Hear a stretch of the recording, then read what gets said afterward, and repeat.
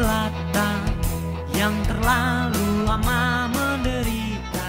Ada 4 penanggap, silakan Mbak Yudi. Baik, terima kasih. Pertama dari Pak Barudin ya. Iya, kalau prinsipnya saya kira otonomi daerah itu memang suatu keharusan, baik secara filosofis maupun secara empiris dan teknis ya.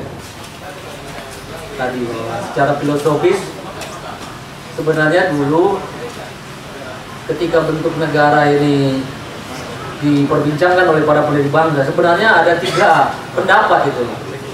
Ada kalangan yang ingin mendukung negara kesatuan, ada yang ingin mendukung negara federal, tapi juga ada yang ingin mendukung negara konfederasi seperti Uni Eropa sekarang. Karena misalnya pendukung konfederasi ini namanya Abdurrahim Plasari Krama dari Medan. Dia bilang dalam bentuk konfederasi nanti bekas-bekas kesultanan dan lain-lain itu masih tetap bisa eksis, tapi tergabung dalam satu Indonesia Raya gitu, seperti masyarakat Eropa sekarang. Ini adalah isu yang paling sengit di BPUPK yang tidak pernah bisa mencapai mufakat. Karena semua pilihan ini punya argumennya yang sahih, kuat. Baik pendukung negara kesatuan, negara federal, konfederasi, semua punya basis argumen yang kuat. Tapi kemudian pada akhirnya karena tidak dicapai kata mufakat, hanya waktu itu istilahnya STEM itu voting lah kalau sekarang. Dan memang mayoritas pendukung negara kesatuan.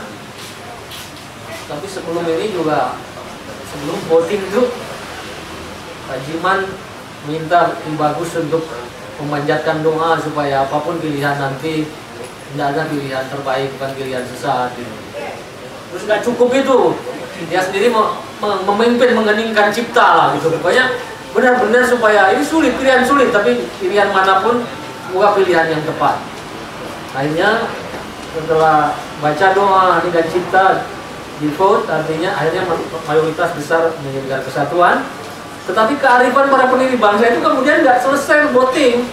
Dia bilang oke, Yamin dan lain kita sudah sepakat kita negara kesatuan. Tapi ingat loh, meskipun negara kesatuan, argumen pendukung federal dan konfederasi itu benar ada benarnya juga. Oleh karena itu dia bilang negara kesatuan Indonesia itu hendaknya nanti memperhatikan aspek-aspek keragaman wilayah-wilayah Nusantara. Oleh karena itu muncul pasal 18, bunyinya gini: apapun bentuk pemerintahan daerah nanti hendaklah bersifat musyawarah, termasuk menghormati hak asal usul dari daerah yang bersifat istimewa. Maksud istimewa itu pada Yogyakarta, apa itu? Poci, maksudnya bekas-bekas kesultanan, dan unit-unit politik kecil seperti nagari, banjar, desa, dan lain-lain sebagai basis permusyawaratan itu ingin dipertahankan. Ya, jadi kita itu sebenarnya dalam konsepsi bayangan peribangsa bisa mengarah kepada model desentralisasi yang sifatnya asimetris. Jadi soal pilihan-pilihan daerah itu disilahkan pada musyawarah daerah.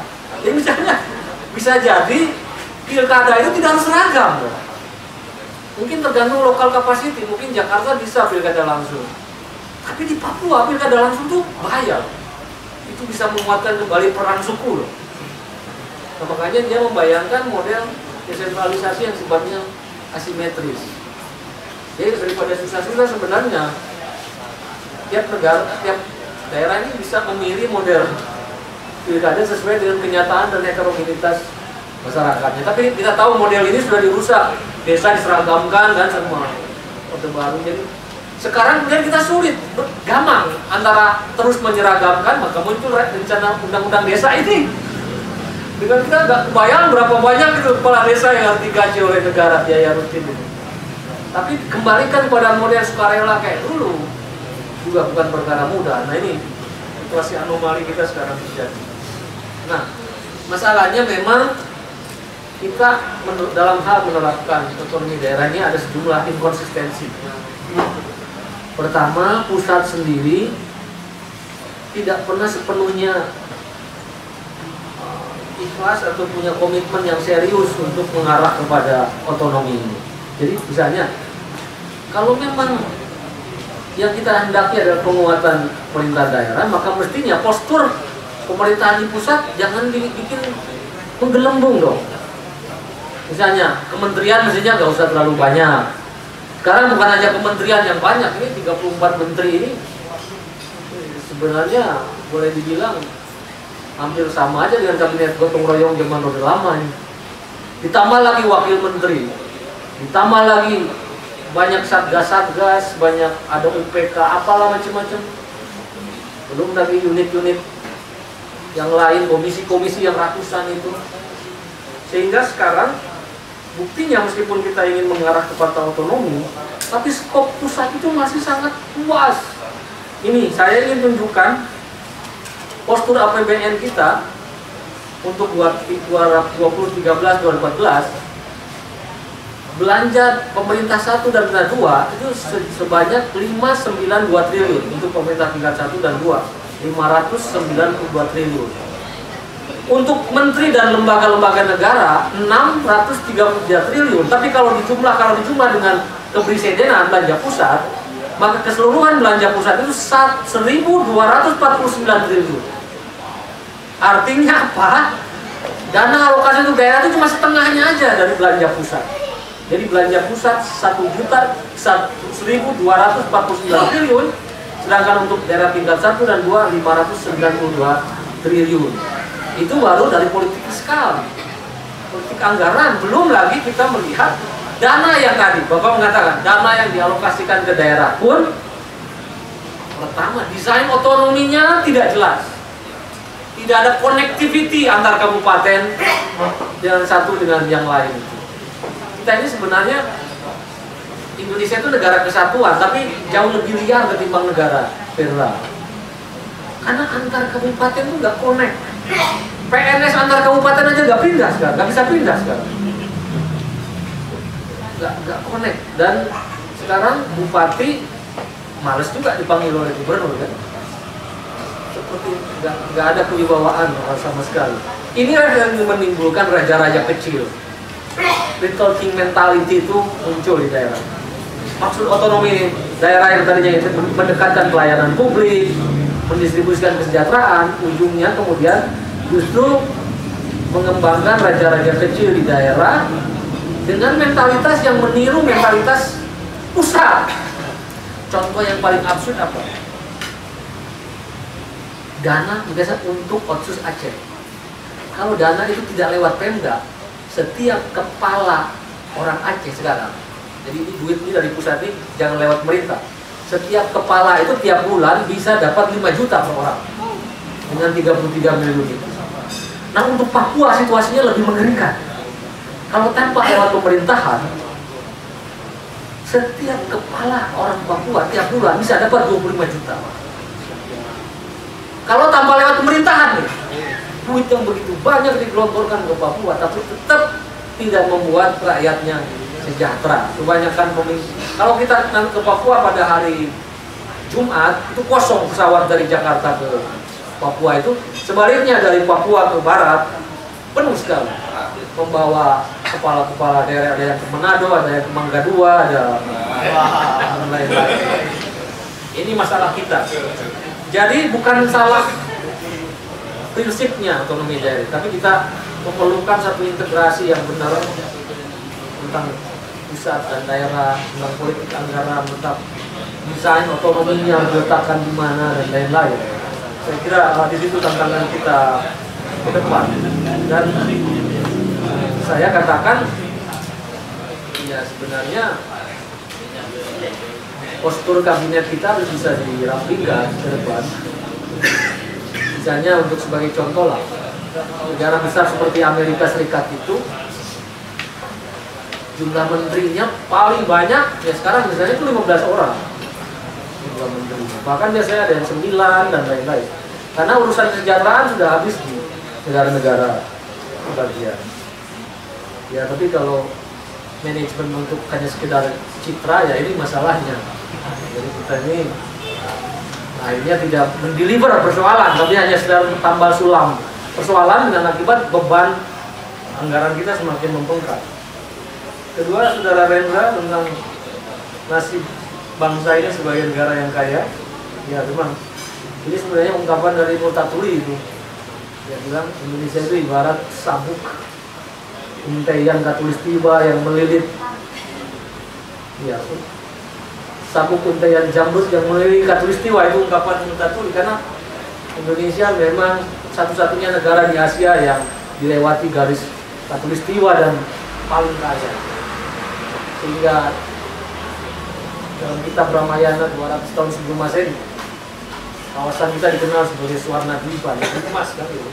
Tapi di dunia ini nyatanya ada beberapa 4 jenis negara. Ada negara yang sumber daya alamnya kaya, penduduknya juga, atau jangan dulu itu. Ada negara yang sumber daya alamnya miskin, tapi penduduknya kaya, ada. Itu seperti Jepang, Korea Selatan, negaranya miskin, tapi penduduknya kaya. Ada negara miskin dan penduduknya miskin, Somalia dan lain-lain. Ada negara kaya dan penduduknya juga sejahtera, misalnya Amerika dan lain-lain. Ada negara yang kaya raya tapi penduduknya miskin. Itu contohnya Indonesia. Nah, saya kira masalah utamanya apa di sini? Saya kira segi terpokok yang menyangkut nasib kita hari ini yang semakin tentang perenang, absennya apa yang disebut dengan national interest. Kita ini tidak memiliki semangat untuk membela kepentingan nasional. Jadi di zaman lalu, misalnya zaman demokrasi parlementer, perkelahian ideologis itu terjadi, tapi begitu menyangkut pada national interest, mereka masih bisa bersatu. Oleh karena itu misalnya dulu kita luar biasa, misalnya kita tahu misalnya ketika kita menggagas konferensi Asia Afrika, itu perdebatan di parlemennya itu alot, kecenderungan Masyumi yang waktu itu lebih cenderung lebih lebih mengendorse relasi dengan dunia barat, tapi di sisi lain ada yang mengendorse dengan blok timur dan lain-lain. Situasi perdebatannya itu sengit. Tetapi mereka sadar bahwa namanya usaha menyatukan negara-negara Asia, Afrika, bahwa kemerdekaan itu hak segala bangsa, dan bahwa hanya dengan persaudaraan antar bangsa di Asia Afrika maka dunia bisa dicegah daripada pertentangan poros-poros antara blok timur dan blok barat. Pada akhirnya semua kekuatan itu mendukung Asia Afrika, yang dengan itu Indonesia memberikan jejak penting di dunia. Begitupun misalnya kita tahu ketika kita merdeka, sebenarnya kita ini boleh dibilang kita ini mewarisi negara daratan, bukan negara kepulauan seperti kita kenal hari ini. Kenapa? Karena waktu kita merdeka, wilayah laut teritorial kita itu cuma 3 mil dari garis pantai. Kami masih mewarisi tradisi hukum laut yang muncul dari tahun 39 itu, 3 mil. Tapi waktu konfrontasi dengan Belanda, kita tahu karena 3 mil dari pantai, artinya di laut pedalaman antar pulau itu laut internasional gitu. Makanya waktu konfrontasi dengan Belanda, kapal-kapal Belanda termasuk kapal induk Karl Durman itu lulu lalang di tengah laut Jawa. Lalu waktu itu para pemimpin politik kita, meskipun tegang di parlemen, tapi Perdana Menteri Juanda kemudian menutup lewat deklarasi secara sepihak, tutup perairan di pedalaman itu dengan deklarasi Juanda tahun 57 itu, kemudian mengklaim 12 mil dari garis pantai. Artinya tidak ada lagi wilayah antar pulau ini yang menjadi laut internasional. Dan itu dengan gagah berani loh, karena kita punya national interest, kita perjuangkan habis dalam pertemuan-pertemuan PBB, melintasi 3 rejim demokrasi liberal, demokrasi terpimpin, Orde Baru tahun 82. Kemudian PBB mengeluarkan satu konferensi namanya UNCLOS, United Nations Convention on the Law of the Sea, yang kemudian mengabulkan pada akhirnya gagasan deklarasi Juanda itu sudah berapa tahun. Akhirnya disepakati tentang wilayah laut teritorial dan juga zona ekonomi eksklusif yang membuat wilayah teritorial Indonesia itu bertambah 2/3. Jadi yang tadinya negara daratan itu menjadi negara lautan. Makanya kita sekarang sering menyebut 2/3 teritorial kita kan lautan. Ini 3-nya dari mana? Yang satu adalah daratan, yang satu yang seperti wilayah laut teritorial, yang satu lagi zona ekonomi eksklusif. Jadi setelah tahun 82 ini wilayah Indonesia bertambah 2/3, yang hampir seluas benua Eropa ini akibatnya.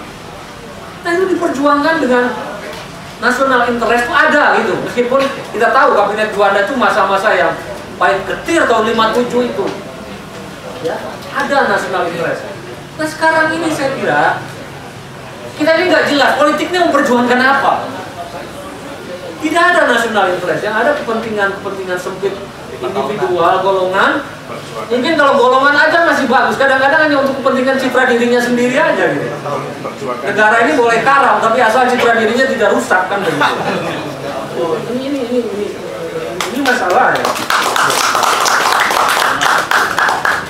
Nah, jadi politik kita harus diarahkan pada situasi yang lebih mulia. Kita boleh, artinya kepentingan itu selalu melekat dalam politik, tapi kepentingan yang baik harus diletakkan di dalam nilai-nilai bersama, kepentingan nasional interest. Itu yang kurang hari ini.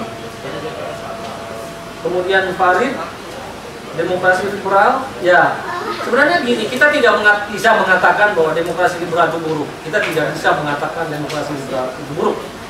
Tapi demokrasi liberal memang memerlukan prasyarat.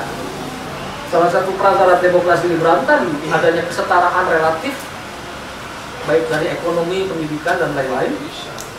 Kedua, demokrasi liberal itu bagusnya di dalam masyarakat dengan partainya lebih sederhana, biasanya di partai sistem. Jadi misalnya kenapa di Athena itu model demokrasi, ya ini sebenarnya juga absurd tersendiri. Karena kita demokrasi sudah sejak salah didik, salah diajarkan sejak awal. Dari dulu kita dosen-dosen kita mengatakan demokrasi itu berasal dari Athena, dari istilah demos dan kratos kan gitu. Itu sesat pikirnya sejak awal. Sehingga sejak awal kita tuh diset seolah-olah demokrasi itu memang adanya di barat. Jadi kita tidak punya demokrasi itu. Tapi ada pemikir dari Westminster College namanya John Kane. Ini sejarah demokrasi. Dia susuri istilah demos kratos itu dalam tradisi Athena. Nggak ketemu istilah itu. Dia justru temukan istilah demokrasi itu dari istilah demokratia. Tapi istilah demokratia itu justru dia bilang muncul awalnya di Babilonia, kawasan yang kita sebut sekarang sebagai Irak, Iran, Syria, atau yang disebut dengan Mesopotamia dulu itu. Satu tempat awal peradaban di mana mulai muncul selain pemimpin itu ada keturunan raja dan tuhan, tapi ada dewan kota yang merepresentasikan, mewakili kepentingan atau suara publik pada masa itu. Dan itu munculnya awalnya itu di kota-kota Babylon, dan Dewi Majis itu yang disebut dengan demokratia gitu. Dia bilang sebenarnya Athena itu epigon dari Babylon ke India Selatan dulu, baru nanti dicuri oleh Athena. Tapi ini ceramah kita berikutnya lah, jangan terlalu panjang. Nanti sesi berikutnya. Yang ingin saya katakan begini. Pertama, yang ingin dikatakan oleh John Kane, sebenarnya nilai-nilai demokrasi itu ada di semua masyarakat. Tidak peduli di Indonesia sekalipun sebenarnya ada. Contohnya tradisi desa dan lain-lain itu. Cuma kadarnya aja. Ada kadarnya yang lebih tebal, tapi ada yang kadarnya jauh lebih feodalistik. Tapi nilai inherent demokrasi itu sendiri ada di sebelah barat. Kedua, kalau kita lihat dalam tradisi Athena itu, kenapa di Athena itu demokrasi itu kan pemimpinnya semua berkumpul di agora dan pakai lotre kayak ini. Lotre, siapa saja yang muncul nama dari lotre itulah yang jadi pemimpin. Jadi semua yang ada di sini kita ini berhak untuk memimpin dan dipimpin secara random, siapa saja berkumpul di agora, lotre, semua bisa memimpin. Kenapa? Karena masyarakat Athena adalah masyarakat pertama di dunia katanya yang melek huruf semua itu. Tentu saja semua itu yang ada di polis, karena yang di luar polis itu kaum barbar dan lain-lain dianggap ya bukan bagian dari polis, tapi yang di polis semua bisa nulis, bisa membaca, dan relatif bisa memimpin dan dipimpin, dan siapapun yang terpilih bisa memimpin. Gitu. Ada basis-basis kesetaraan.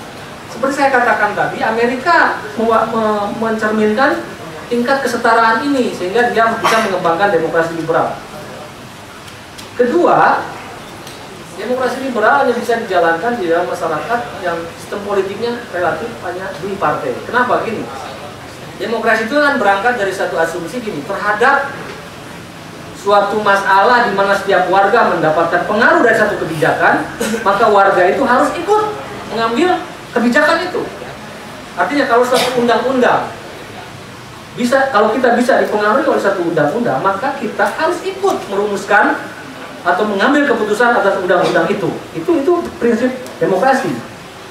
Nah, tapi dalam masyarakat dengan dua partai ini bisa dikompensasikan. Maksudnya apa?